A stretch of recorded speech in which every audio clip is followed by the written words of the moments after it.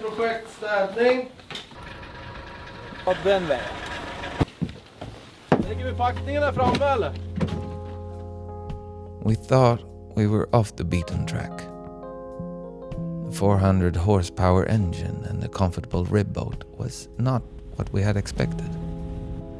Apparently they bring a lot of tourists to a popular hiking trail on the other side of the lake. It made me a little worried. We didn't want to share the mountains. But the slightly confused look of the captain when we pointed out where we would like to get dropped off was a great sign.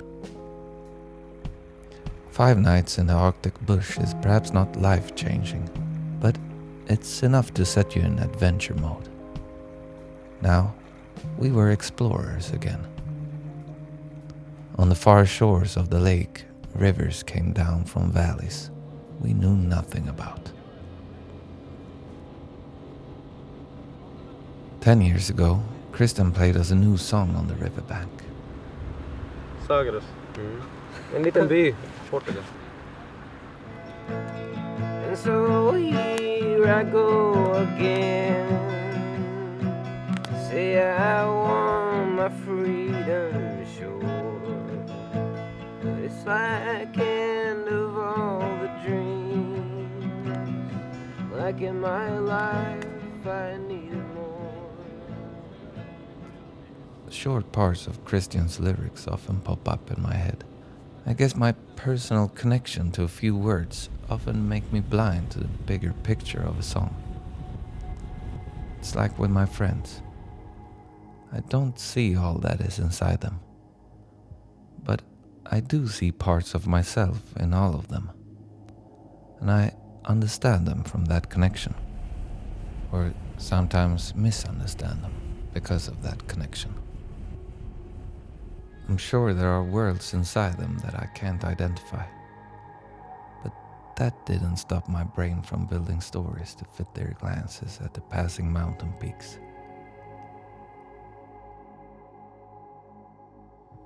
In Norway, you're not allowed to fly out into the mountains just for recreational fishing. It's a great way to keep the spots alive. In Sweden, we could just take a helicopter to a place like this. But then, so would many others. And when a river gets popular, perhaps because some idiot brings a camera and makes films about the fishing, the rivers sometimes get crowded. In Norway, the walk required to reach the spots often regulates the traffic. I'm a lazy person, but I'm happy to walk when I have to in order to get to a place. Most people that visit the Scandinavian mountains are of another kind though. Hiking people.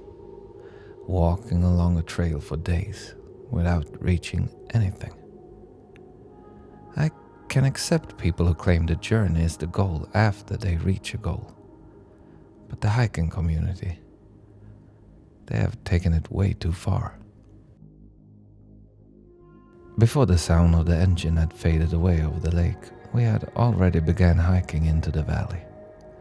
On the maps, we had feared the terrain would be much worse than it was.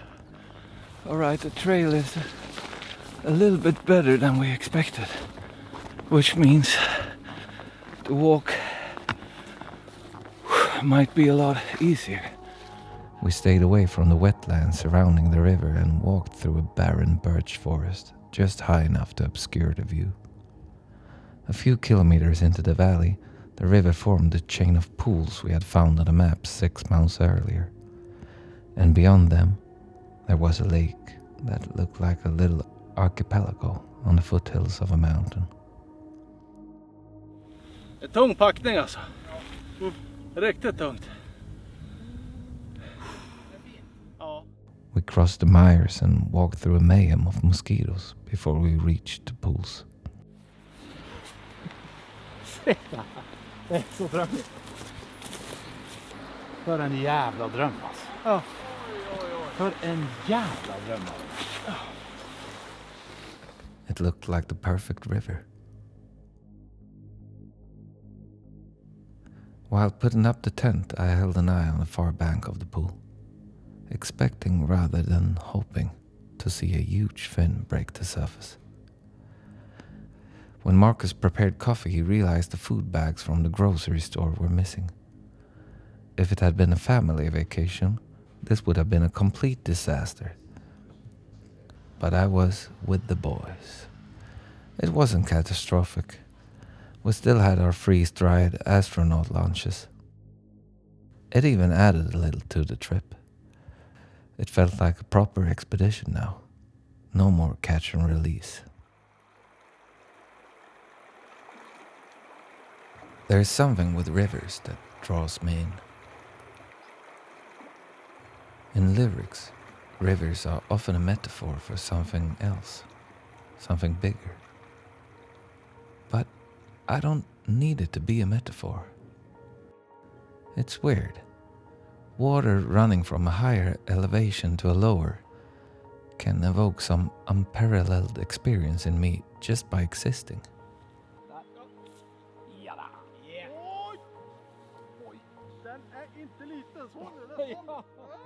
The perhaps most important thing for a fly fisher when exploring a river is trua, the Norwegian word for faith or perhaps belief.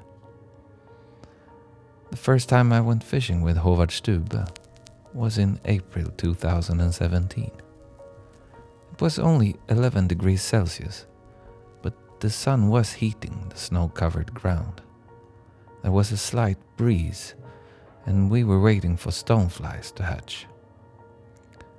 Then he asked me if I had trua. I was impressed by the question.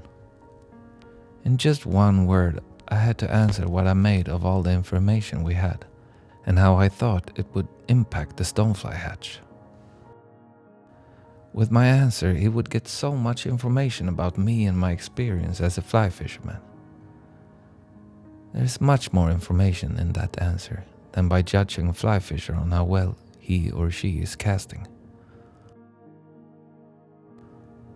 Håvard often asks questions like that to people he meets. Simple questions that will reveal what kind of fisherman they are and in what light he should listen to their stories. He is always collecting intel. The first time he met Lemke, Håvard asked the same question. But Lemke outsmarted Håvard. He didn't answer. He just reacted to the sound of the word. It feels so good to say. True. It's been stuck in a loop machine from Gällivare ever since. Now, on the bank of the Grytis river, it was Lemke who asked Håvard whether he had trua. But the question no longer required an answer. My answer would have been no. I didn't have trua. I wanted to believe in the river, but we had spent the evening fishing through all the pools, and even though Lemke had lost a potentially larger trout, there was small trout out in the free water. It indicated that the pressure from the pike wasn't very high. There was a bitterness in me this year that I couldn't shake off. It wasn't just a mood dip. It had been there the whole summer, and it had started to feel like it was there to stay. Like it was me now. But it wasn't just the bitterness in me that spoke. It was the fly fisher. This wasn't it. If this was the kind of ecosystem we were looking for, there wouldn't be a lot of small trout. Our only chance now is to walk for the lake, I said to the others. I don't think we'll find a whale in these pools. A lonely caddis interrupted my thoughts. It came buzzing over the calm surface. Clouds were covering the midnight sun, and the night fog was already rising from the river. Then suddenly, the caddis disappeared beneath the surface, and a large dark fin rose, waved, and disappeared. The voice in me didn't recognize it had been wrong. It just silenced. That is probably why I've spent so much time fishing. It has the ability to silence the mind. Håvard rushed in position. The current was slow and the fish could be pretty much anywhere in the pool by now. But not long after I found Håvard's big caddis imitation in the viewfinder, it disappeared. His great skill in fighting fish is probably linked to the intense disappointment he experienced when losing a trophy trout. But even Michael Jordan sometimes blunders. It seemed like the contents of his body had disappeared as he fell to the ground, in an almost theatrical manner, beaten by the trout. Devastated, but still a showman. The once happy Norwegian. Så är flugfisket. Ibland. Fan. Ja, fin. Vad tack. Ja. Där borta. Där är spöt.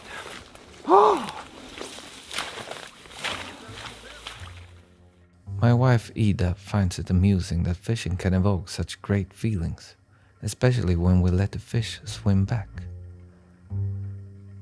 Some things aren't very easy to dissect in your mind.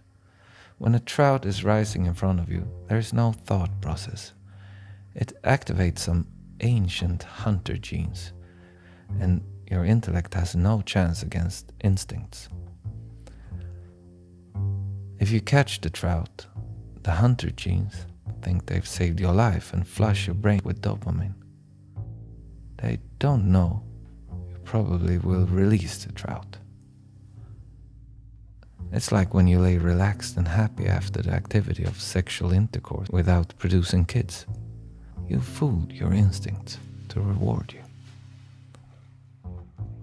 In Håvard Stubö, those hunter genes are more vivid than in anyone I've ever encountered.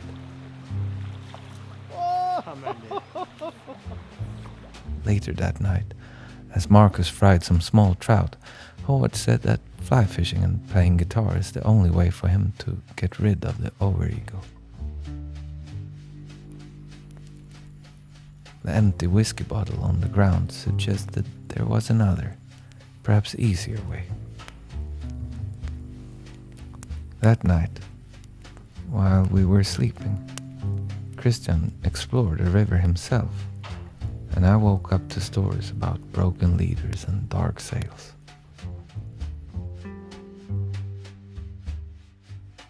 It didn't change my opinion though. I wanted to see the lake.